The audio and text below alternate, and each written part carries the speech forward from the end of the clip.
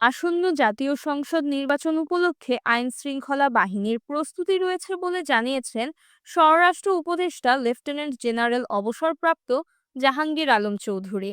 রোববার 15 জুন সচিবালয়ের স্বরাষ্ট্র মন্ত্রণালয়ের সভাকক্ষে ঈদ পরবর্তী সৌজন্য সাক্ষাৎ এবং কোর কমিটির বৈঠক শেষে সাংবাদিকদের এসব কথা বলেন তিনি।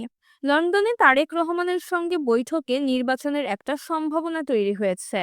সে অনুযায়ী নির্বাচন হলে আইন শৃঙ্খলা বাহিনীর প্রস্তুতি আছে কিনা জানতে চাইলে তিনি বলেন, নির্বাচনের তারিখ দেবে নির্বাচন কমিশন। তারা যে সময়ে নির্বাচনের ডেট ঠিক করবে, আমাদের আইন শৃঙ্খলা বাহিনী সেই সময়ে প্রস্তুতি আছে। আমাদের পুলিশও প্রস্তুত আছে।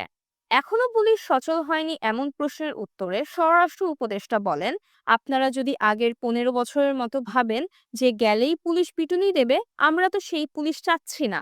আমরা মানবিক পুলিশ চাচ্ছি, যারা সবার সঙ্গে ভালো আচরণ করবে। পুলিশ কিন্তু আগের থেকে আরো বেশি অ্যাক্টিভ।